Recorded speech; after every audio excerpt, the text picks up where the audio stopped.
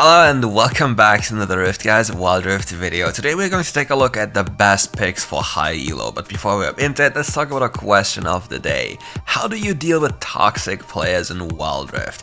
What do you do about them? Do you mute them? Do you engage into conversation with them?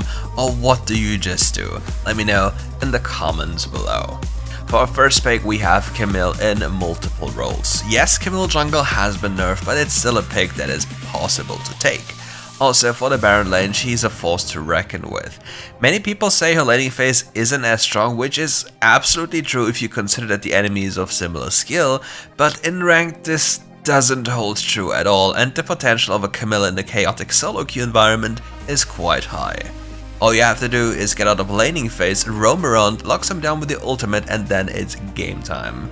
But even for laning phase, you can go even in almost all lanes, and you can adjust your build just slightly with Fleet Footwork, Grasp, or even Conqueror. Maybe some people even go Kraken Slayer. I'm not a fan of it, but they do. Anyway, when it comes to laning, using your stack and ability is mandatory to what you want to achieve during the laning phase. It's very obnoxious to deal with and people hate it. But if there was one thing that happened to Camile in recent times, it's the relatively big nerf to her first ability. Accessibility-wise, it made her easier to play, yes, but it removed the auto-attack reset from her first ability, which is a major damage loss during the laning phase. They just tried everything to make this champion easier to pilot, but removing something of her skill ceiling. Nonetheless, Camile will always be a problematic champion in the higher elo brackets because of her utility. Being able to go over walls, even though that has been nerfed, is still a thing that you have to deal with.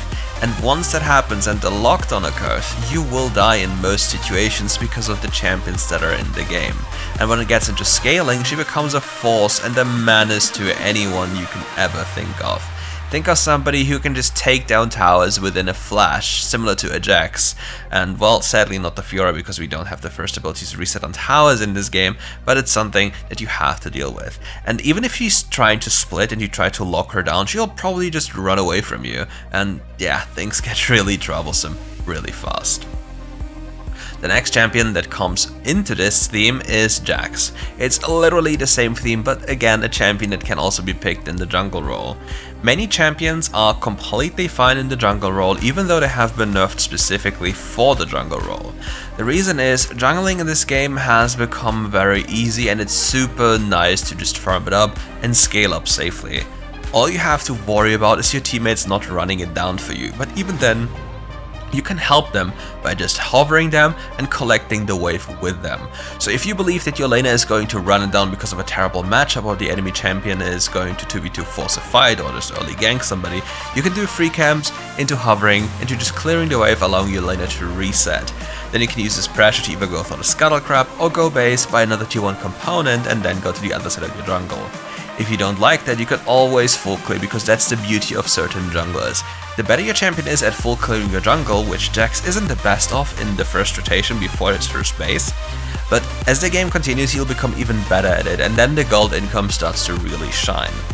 He's one of those champions that wants as much gold as possible to accelerate himself and reach the point of critical mass, where he then becomes a menace in the side lane.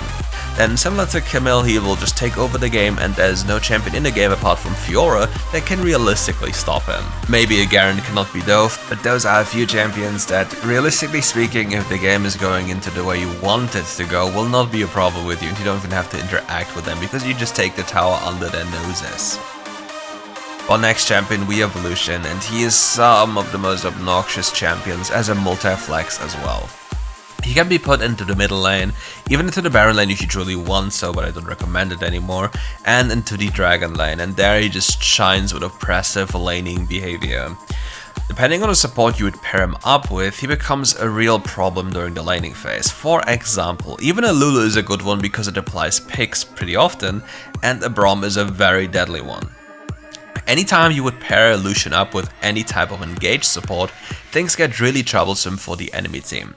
The reason is that Lucian has chase down potential that not all AD carries have to a similar degree. If you think about this, the moment the enemy is locked down for maybe even a few seconds or just 1 second at all, the Lucian will unleash his full combo into the enemy champion, and there's not much they can do to withstand that. The reason is Kraken Slayer and all the passive proc he gets onto the enemy champion and all the spells, and if they get away and you're hitting level 5 already, then you just cull them down. So from that perspective, it's very difficult for the enemy champion to do anything. And if a Lucian is ahead, he is very oppressive on the map. He just has to dash into your face and he instantly kills you, which is the primary problem with AD carries. If they are too fed and they are meta broken champions, then they'll hunt you down, there's not much you can do about it. But on the flip side, if the bruiser is fed and the AD carry just walks into the bruiser, then the AD carry obviously disappears. So we have to just deal with this, and that's sadly the reality of things, and maybe, just maybe, we'll get a different version of Lord Dominik's Regards at any point, but we are curious to see that one, maybe for patch 4.2, but we don't know yet. Oh yeah, and one of the most important things is that if you want to fight early game and not just poke, you can use your second ability to just remove bone plating from whatever position the enemy is in, and then chase them down with the bonus movement speed. The next champion in the OP pick territory is Soraka, and yes, many people will say to me, Soraka isn't broken and just buy anti-healing and it's fine. No, it's not fine. If you believe that just buying anti-healing in a solo queue environment against Soraka is going to be enough to deal with her, you're absolutely wrong. I can promise you that one from the very top 3 ladder in Legend and the very top ladder in Challenger. It doesn't matter. To deal with this champion, you have to follow the following rules. Kill the champion first as fast as possible, and if you have more melee champions on your team that are not assassins like Akali and Zed, you'll have big trouble. The moment Soraka hits her first ability onto anyone on the enemy team, her second ability becomes reduced up to 100% reduced in cost of life, which then transfers the first ability's healing over time effect onto an ally plus the normal second ability's effect, which is a lot of healing which can be healed on many people at once. Now if you cast Redemption on multiple people at once, again, then your first ability becomes empowered and larger and easier to hit. Then if you press your ultimate, your first ability is empowered again, which means you have an easier time to hit it. And then you also have a silence. So if there are teammates on your team that you can reliably heal because they are a little bit tankier, such as bruisers, and the enemy team doesn't feature exclusively assassins and there's nobody next to you to protect you, then Soraka will be an absolute demon. And even if there's just one assassin, they still need to invest a lot because your Soraka will have Rod of Ages and maybe even another defensive item, which makes it very troublesome for the assassin to just fully commit onto the Soraka. And don't forget, if the assassin fully commits into the Soraka, he'll most likely overextend himself and get himself killed if he fails. And even if he succeeds, Soraka can spam a lot of healing abilities, which will make up for her death most likely. It's a solo queue environment anyway, there's not a lot of controlled action coming up. The next champion is Caitlyn. Caitlyn's laning presence is like a thorn in your sides. It constantly chips away at you up until you just give in. And it's very difficult to deal with a Caitlyn because of her range, her first ability's power, and the trap setup. A very well played Caitlyn can take over lanes so brutally that there's no way for you to recover. Obviously, the proper choice for the enemy support would be to just roam away and give up on that lane if you can't hold it, because you'll just lose anyway, and you'd have to make sure to accelerate other parts of the map before the Caitlyn becomes too troublesome. And even if the Caitlyn becomes too troublesome, you have to think about this from a different perspective, that it's quote-unquote just an AD carry, and those are very easy to kill if they make mistakes. But only if they make mistakes, because this is something we need to talk about.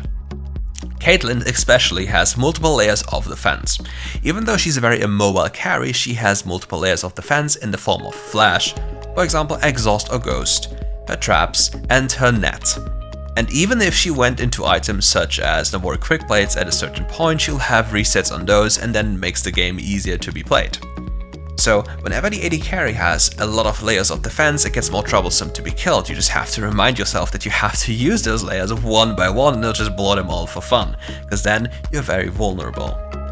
But for Caitlyn in general, the idea is to just push the enemy in constantly, harass them on the tower, block the pathing with your traps, and snowball the game brutally by taking plates, rotating around the map, taking more plates and more plates and more plates, and reaching critical mass with, for example, Storm Rays into statics, which will turn one hit on the enemy squishy champion into probably 50 to 60% HP taken away. Quite nice. And this is our entire video for today, and I thank you all for watching, and if you want more RiftGuides content, come back for more because we'll be back for more tomorrow.